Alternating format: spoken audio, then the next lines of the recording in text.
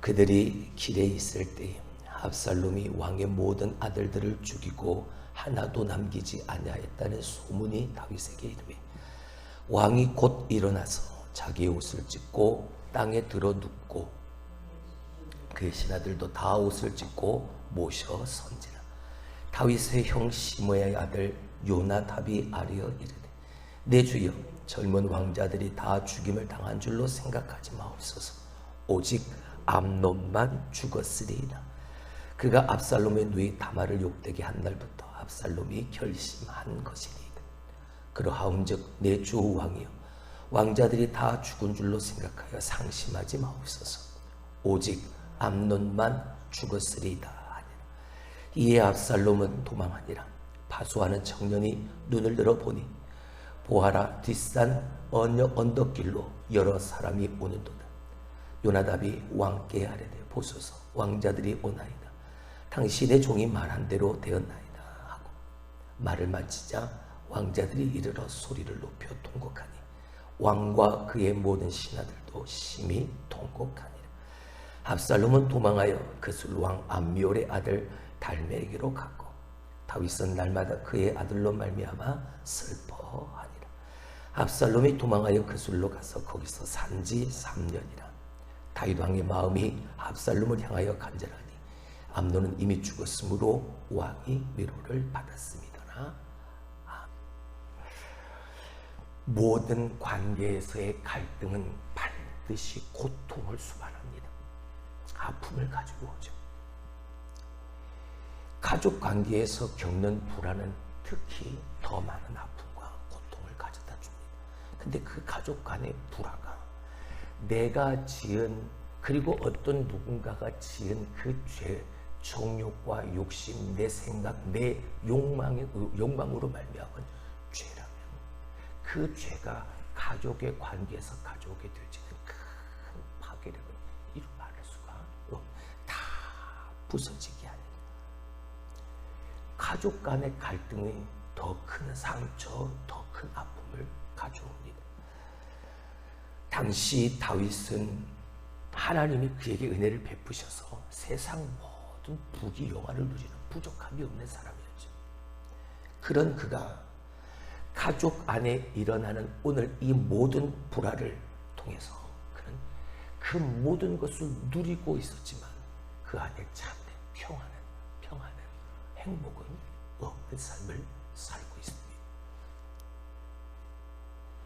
사랑으로 충만해서 평안한 안식처가 되어야 될 이 가족이 그리고 가정이 칼로 말미암아 피 비린내 나는 복수의 현장으로 그런 전쟁터로 변해버린 것이죠. 여러분 그 시작이 무엇이었습니까? 다윗의 죄였고 암논의 죄였습니다. 거기부터 시작합니다. 나단 선지자가 지적하고 하나님의 말씀을 그에게 들려주고 그때마다 하나님은 돌이킬 수 있는 기회를 당신의 사람들에게 제공해 주셨습니다. 다윗은 그때마다 그 기회의 손, 도움의 손을 붙잡았지요. 하나님의 용서하심을 얻었습니다. 그 은혜를 누렸지요. 하지만 그 죄를 지은 그것에 대한 내가 지불해야 되는 다윗이 지불해야 되는 대가는 남아있었다. 혹시라도 하나님이 그 마음이 변할까? 다윗은 금식도 하고 밤새도록 엎드려 기도도 해보았지만 다윗에게 임한 하나님의 그 징계는 변함이 없었습니다. 솔로몬 바세바가 낳은 첫 번째 아들도 죽고 그리고 암논으로 말미암은 이제 나단 선지자가 예고한 대로 예견한 대로 칼이 너희 집에서 영원토록 떠나지 아니하리라 라고 예고하신 그 말씀대로가 이제 이루어져 가고 있는 과정인 거죠. 하나님은 죄를 드러내시지만 세상은 자꾸만 그 죄를 미화시킵니다. 어쩔 수 없다. 다른 것들로 포장해서 그 죄를 자꾸만 감추려고 합니다. 엄청난 죄를 지었지만 그 엄청난 죄를 장난스럽게 묘사하기도 합니다. 그리고 아름다운 포장지로 바꾸어서 다시 덮어씌우기도 합니다. 여러분, 이건 다 세상의 어둠의 영들의 장난인 거죠. 죄는 좌절과 실망과 낙심과 그리고 파괴를 가져옵니다. 어제 우리 새벽에도 제가 말씀을 드렸던 것처럼 죄가 가져오는 그 엄청난 파괴력은 이루 말할 수가 없죠. 오늘 본문의 다윗의 가정은 걷잡을 수 없는 혼란에 빠집니다. 이 걷잡을 수 없는 이 혼란은 다윗의 집에 칼이 영원토록 떠나지 아니하겠다는 12장 10절의 말씀, 그 예언의 결과였던 거죠. 성도는 오늘 우리는 이 다윗의 가정에 나타난 죄로 말미암은 참혹한 결과들을 바라보면서 오늘 우리의 마음속에 어떠한 것이라도 작은 것이라도 죄는 멀리 해야 되는구나, 다시 한번 깨닫게 되어지는 이 시간 우리 모두가 될 수 있기를 주님의 이름으로 축원합니다. 암논이 죽임을 당했습니다. 그 죽임을 당하는 현장에서 다른 왕자들은 다 노새를 타고 뿔뿔이 도망을 쳤죠. 근데 소문이 들리는 겁니다. 무슨 소문? 압살롬이 모든 왕자들을 다 죽였다. 다윗은 이 소문을 듣고 절망해서 자기의 옷을 찢고 땅에 드러눕고 분노와 슬픔으로 가득 찬 모습을 보이게 되어집니다. 처절한 슬픔의 표현이 오늘 다윗의 이 모습 속에 드러나는 거죠. 그렇습니다. 죄가 가져오는 가장 참혹한 그 결과의 첫 번째는 죄는 절망을 가져온다는 거죠. 죄의 시작이 얼마나 달콤했습니까? 아름다운 여인이 목욕하고 있는 그 장면을 보고 그 아름다운 여인을 당했던 이 다윗의 첫 번째 그 죄의 시작이 얼마나 달콤했습니까?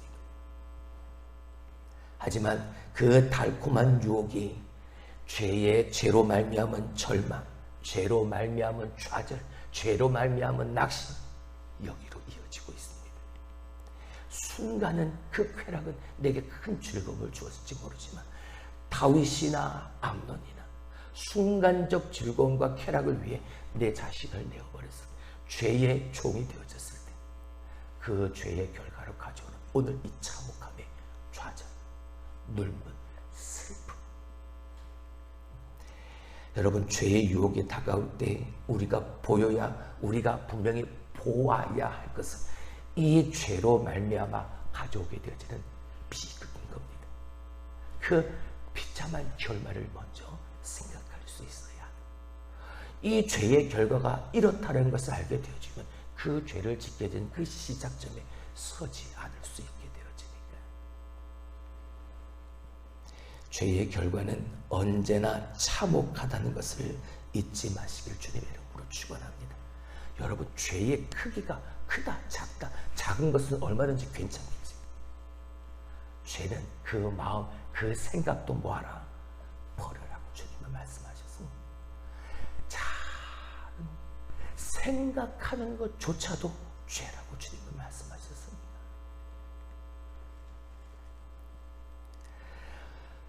암논에게 나타났던 다가가서 간교한 말로 그를 꾀었던 요나답이 오늘 다윗에게도 나아갑니다.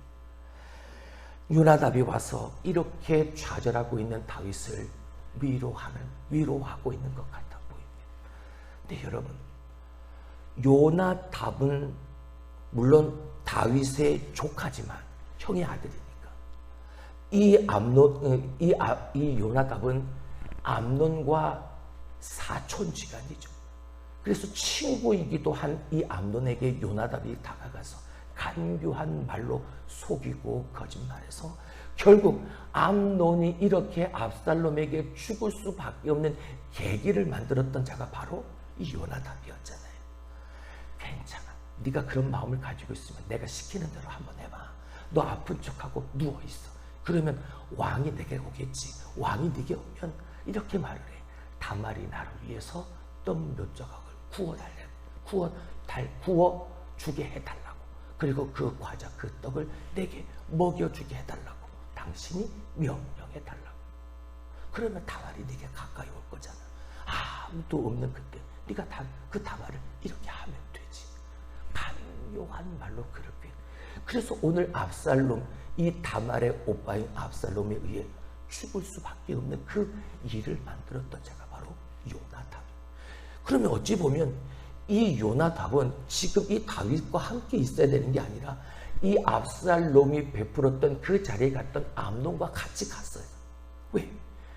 암논에게 그렇게 말하고 암논을 그렇게 만들었던 암논의 가장 채찍거지라면 암논이 있는 곳에 같이 가 있어요. 그 축제의 자리에, 잔치의 자리에 가 있었어야죠. 근데 이 요나답은 안 거죠. 뭐를? 압살롬이 어떤 마음을 가지고 있는지를 안 거죠. 그러니까 압살롬이 혹시 암논을 죽이려고 베푼 이 잔치의 자리에 혹시 그 죽음의 칼이 나를 겨눌까 봐 그 자리에 참석하지를 않은, 그 대신에 어디에 와 있는? 다윗에게 지금 와 있는 거죠. 근데 다윗이 압살롬이 죽었다라는 소문을 듣고, 아니 압살롬이 모든 왕자들을 다 죽였다는 소문을 듣고 처절하게 좌절하고 낙심하고 있는 그 자리를 찾아가는 것. 그리고 다시 한번 간교한 말로 그를 위로하는 척하는 것. 걱정하지 마십시오. 압살롬이 모든 왕자들을 다 죽인 게 아닐 겁니다. 그냥 암논만 죽였을 겁니다. 죄가 가져오는 참혹한 결과는 이러한 간교한 자를 만들어낸다는 거죠. 이런 요나답과 같은 이런 간교하고 속이는 자를 계속해서 만들어낸다. 그래서 그 죄를, 내가 지은 죄를, 다윗이 지은 죄, 암논이 지은 죄를 뭐하도록 미화시키도록 계속 다른 걸로 덮어가고, 아예 그 처참한 그 죄의 모습이 그 죄의 민낯이 가리워질 수 있도록 만들어가는, 악한 자를 더 악하게 만드는 것이 바로 죄라는 것이죠. 그 죄가 사람에게, 성도에게 있을 때 그 하나님의 성품을 다 빼앗아가 버립니다. 그래서 내가 혹시라도 죄 가운데 있다면 나는 교활한 자가 될 수 있는, 간교한 자가 될 수 있는. 왜? 그 죄가 가져오는 결과 중에 하나. 그 자리를 도망쳐오는 왕자들이 왕궁에 도착해서 소리 높여 통곡해서 울고 있습니다. 다윗 왕도 울고 모든 신하들도 다 함께 울고 있습니다. 아마도 이 왕자들은 심한 충격을 받았겠죠. 그리고 트라우마에 빠졌을 겁니다. 비록 자신들은 살아남았지만 그들의 가정, 이 다윗의 집 안에서 일어난 이런 끔찍한 비극으로 말미암아 그들은 슬퍼하며 모두가 다 눈물을 흘리고 있습니다. 죄가 가져오는 세 번째 결과는 눈물인 겁니다. 근데 그 눈물은 고통과 아픔과 상처의 눈물인 거죠. 우리의 가정에 통곡의 눈물이 찾아오지 않도록 늘 깨어 있어야 하는, 죄에 가까이 하지 않도록 말입니다. 그리고 시시때때로 찾아오는 그 죄의 유혹을 맞서서 물리치고 싸워서 승리할 수 있는 여러분이 될 수 있길 주님의 이름으로 축원합니다. 그리고 다윗은 죽은 아들 암논을 생각하며 날마다 슬프게 지냈습니다. 네 번째 죄가 가져오는 참혹한 결과는 슬픔이라는. 죄는 절대 사람에게 기쁨을 주지 못합니다. 순간적으로는 줄 수 있겠죠. 순간적인 쾌락, 그 즐거움을 줄 수 있겠지만 그 기쁨은 영원하지 않습니다. 그 순간인 거죠. 보세요. 암논이 그의 욕정을 이기지 못하고 정욕대로 행한 딱 한 번이었습니다. 그 일이 마치자마자 이 암논이 뭐합니까? 다말을 여지없이 내버려버리잖아요. 그리고 문빗장을 걸어버리잖아요. 기쁨은 영원하지 않는, 즐거움은, 세상이 주는 기쁨, 죄가 주는 즐거움은 영원할 수가 없는 겁니다. 순간순간일 뿐이죠. 자꾸만 그러니까 죄와 함께하는 사람의 모습은 그 순간적인 기쁨을 계속 추구하려고 하는 거예요. 그래서 또 다른 죄를 짓고 또 다른 죄를 짓고 또 다른 죄를 지어가는 거예요. 날마다 슬프게 지내게 하는 것, 그 슬픔으로 말미암아 무너지고 파괴되게 만드는, 그게 죄의 속성이에요. 사랑하는 성도 여러분, 우리가 카드를 쓰게 되어지면 그 카드 내역서가 쓴 명세서가 날아옵니다. 명세서에 쓰인 금액을 보게 되어지면 내가 왜 이렇게 많이 썼지? 내가 이렇게 많이 쓴 게 없는 것 같은데. 그리고 뒤를 돌려서 쓴 내역을 쭉 살펴보면 그래 맞아, 내가 이걸 썼지 저걸 썼지, 아이고 내가 참 많이 또 썼네 라는 걸 알게 되어집니다. 죄를 짓는 그 순간에 이것이 죄인지 어쩐지 나는 알지 못합니다. 하지만 어느 날 하나님은 내게 그 죄에 대한 청구서를 보냅니다.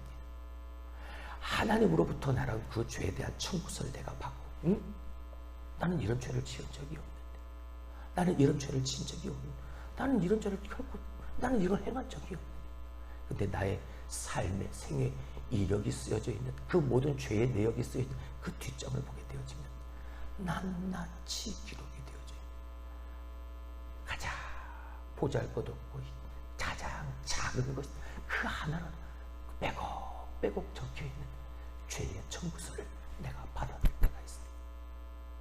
그때가 올 겁니다. 눈물 흘리고 통곡하고, 그때 그래봐야 아무 소용없는 거예요. 내가 쓴 그 카드값에 대한 돈은 내가 지불해야 돼. 하나님이 청구하신 그 죄의 청구서에 그 죄에 대한 그 대가는 내가 반드시 치러야 돼. 그때 가서 후회하고 통곡하고 슬퍼하고 눈물 흘려봐야 아무 소용. 오늘 지금 바로 여기서 내가 어떠한 삶을 살아가는, 그게 중요하다는 이유가 바로 여기에 있는 거예요. 압살롬이 그 술로 도망갑니다. 그 술은 자기의 외가죠.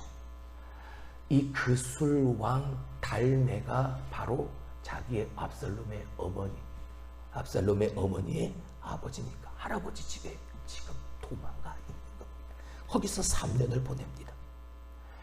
그리고 그 3년의 기간 동안 다윗은 암논의 죽음으로부터 말미암은 그 모든 마음의 상처가 어느 정도 치유되어집니다. 다시 압살롬을 향한 이 다윗의 마음은 간절해졌지만 관계는 회복되지 않았습니다. 아직 재회가 이루어지지 않았죠. 쉽지 않은 겁니다. 마지막으로 죄가 가져오는 참혹한 결과는 관계를 깼다는 겁니다.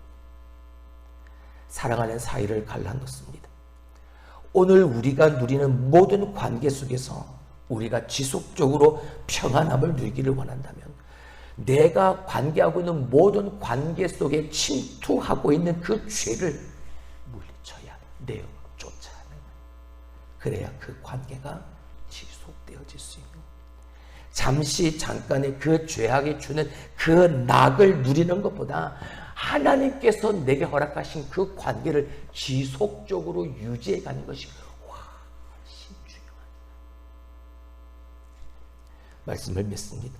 여러분, 죄는 이런 차복한 결과를 가져옵니다.